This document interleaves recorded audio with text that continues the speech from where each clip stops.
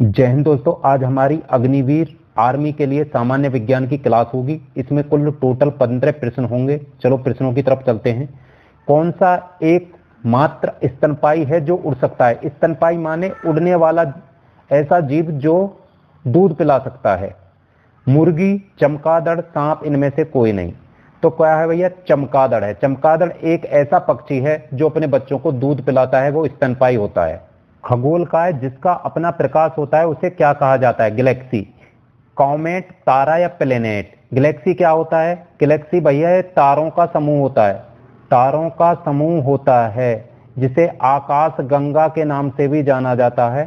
आकाश गंगा के नाम से भी जाना जाता है। हमारे ब्रह्मांड में बहुत सारी आकाश गंगा हैं।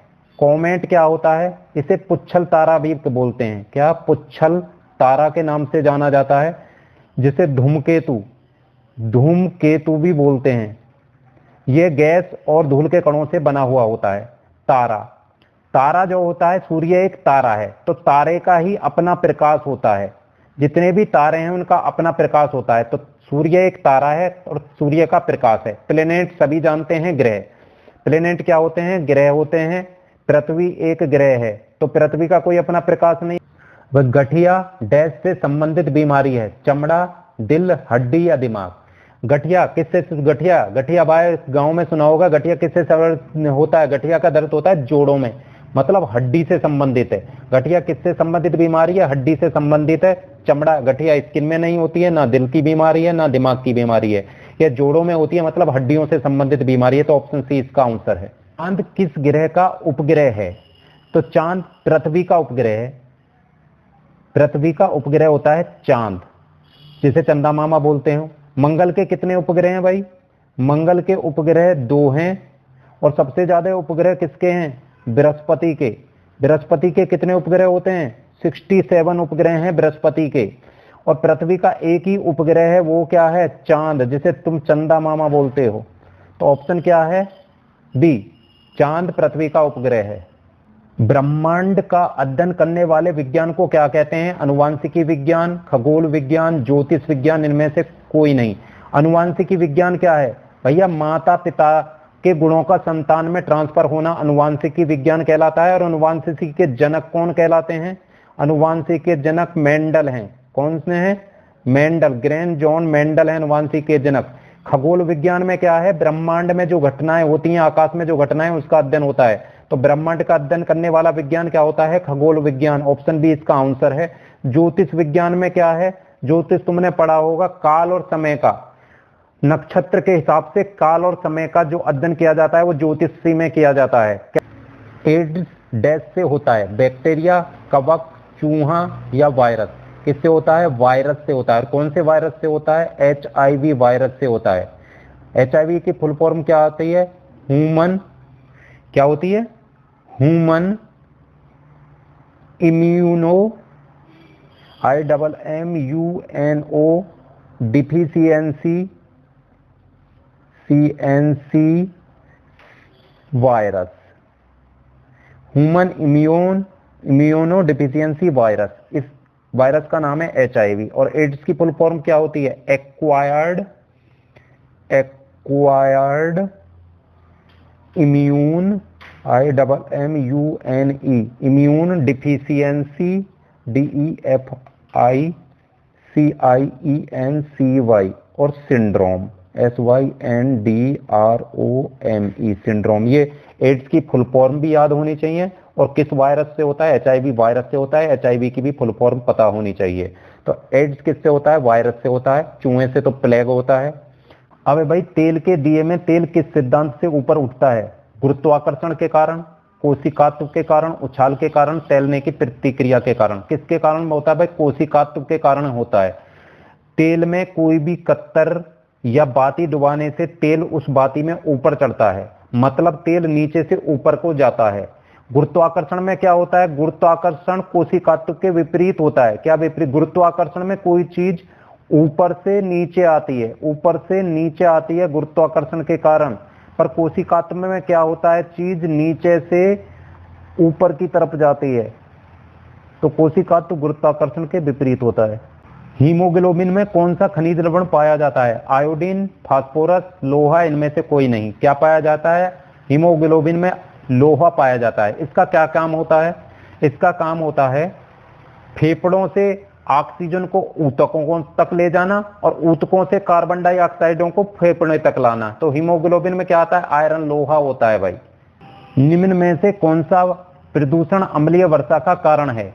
ध्वनि प्रदूषण, मतलब शोर मचाने से क्या अम्ल वर्षा हो जाएगी? मृदा प्रदूषण, मिट्टी को गंदा करने से अम्ल वर्षा हो जाएगी। जल प्रदूषण, पानी को गंदा होने से अम्ल वर्षा होगी। या वायु प्रदूषण, वायु खराब होने से अम्ल वर्षा होगी। तो किससे होता है भैया? वायु प्रदूषण से। जब फैक्ट्रियों से जो धुआं या चिमनियों से जो धुआं निकलता है उसमें सल्फर डाइऑक्साइड और नाइट्रोजन के ऑक्साइड होते हैं, जो पानी से क्रिया करके सल्फ्यूरिक अम्ल बनाते हैं, मतलब एसिड बनाते हैं। तो किससे होता है? वायु प्रदूषण से।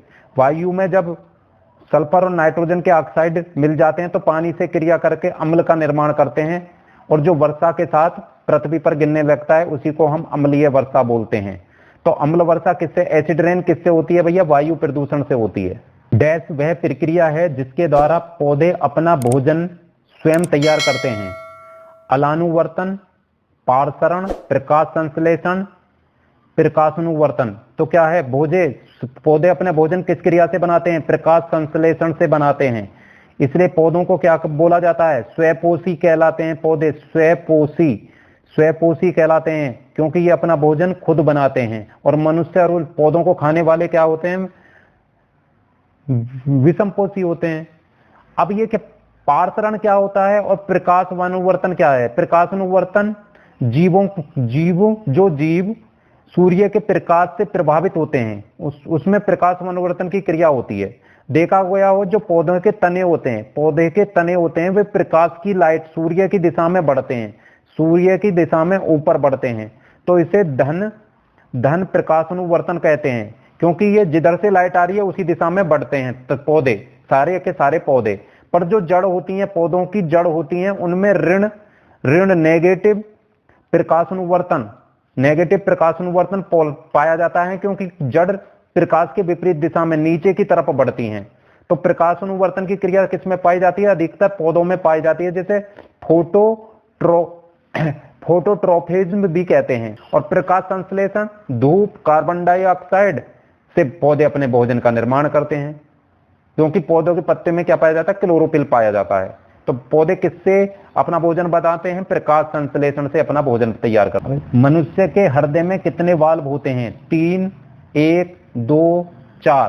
तो हार्ट में कितने वाल्व होते हैं? हार्ट में टोटल 4 वाल्व होते हैं। 4 वाल्व होते हैं। उन वाल्वों के नाम क्या है? एक का नाम है माइट्रल वाल्व। दूसरा वाल्व क्या है? Tricuspid valve. और क्या है? फुफ्फुसीय वाल्व। और चौथा वाल्व क्या है? महाधमनी वाल्व। ये महाधमनी वाल्व इन तीनों सभी वाल्वों को कंट्रोल करता है। तो मनुष्य के हार्ट में 4 वाल्व होते हैं। देखा होगा, सुना होगा कि किसी के हार्ट में प्रॉब्लम आने से वाल्व गिर जाते हैं। तो ये 4 वाल्व हैं। तो मनुष्य के हार्ट में 4 वाल्व होते हैं। अब लाल और हरे रंग मिलाने से डैश रंग बनता है? पीला, काला, नीला, नारंगी। तो क्या रंग बनता है? लाल और हरे से बनता है भैया पीला। क्या बनता है? पीला। तो हमारे प्राथमिक रंग कौन कौन से हैं? प्राथमिक रंग 3 होते हैं भैया। कौन से? लाल, हरा और नीला। लाल, हरा, नीला, ये 3 प्राथमिक रंग हैं। इन 3 रंगों से मैं और रंगों का निर्माण कर सकता हूं। लाल और हरा, जब लाल और हरा मिला दिया जाता है तो क्या बन जाता है? पीला बन जाता है। जब लाल और नीला मिला दिया जाता है तो क्या बन जाता है? मैजेंटा बन जाता है। और नीला और हरा ये दोनों मिला दिए जाएं, नीला और हरा, तो क्या है? हरा नीले जैसा बन जाता है। और भी कुछ रंगों का कॉम्बिनेशन है, जैसे लाल में अगर मैं पीला मिला दूं, लाल पीला क्या बन जाता है, नारंगी बन जाता है। क्या बन जाता है, नारंगी बन जाता है। और लाल और सफेद, लाल में मैं अगर सफेद मिला दूं, सफेद मिला दूं तो कौन सा बन जाता है, हल्का गुलाबी, हल्का गुलाबी बन जाता है। सफेद मिलाने से, लाल में सफेद मिलाने से हल्का गुलाबी है। तो मेरे प्राथमिक 3 मुख्य प्राथमिक रंग है, लाल, हरा, नीला। इन्हीं रंगों के निर्माण से मैं और रंगों का निर्माण कर सकता हूं। विटामिन ए की कमी से डैश होता है, बुखार, सिरदर्द, रतौंधी, प्लेग। प्लेग तो भाई चूहे से होता है, तो विटामिन ए की कमी से क्या होता है, रतौंधी होता है। आंखों से जुड़ी परेशानी होती है रतौंधी, तो विटामिन ए की कमी से रतौंधी होती है। कुछ विटामिन और उनकी बीमारी के नाम मैं दिखा देता हूं। विटामिन ए से क्या होता है, रतौंधी होती है, आंखों से जुड़ी परेशानी हो जाती है। विटामिन बी की कमी से कौन सा रोग हो जाता है, बेरी बेरी रोग हो जाता है, बेरी बेरी रोग हो जाता है बी की कमी से। विटामिन सी की कमी से क्या हो जाता है, स्कर्वी रोग हो जाता है, जिससे मसूड़े फूलना, मसूड़े से खून आना, खून, उसे स्कर्वी रोग बोलते हैं। विटामिन डी की कमी से कौन सा, रिकेटस बोलते हैं, रिकेटस। विटामिन डी की कमी से रिकेटस होता है, हड्डी टेढ़ी होना, हड्डी टेढ़ी होना विटामिन डी की कमी से होता है। विटामिन ई की कमी से क्या हो जाता है, प्रजनन क्षमता की कमी हो जाती है, प्रजनन क्षमता की कमी हो जाती है। तो विटामिन ए की कमी से कौन सा होता है, रतौंधी बोलते हैं, आंखों से जुड़ी समस्या होती है।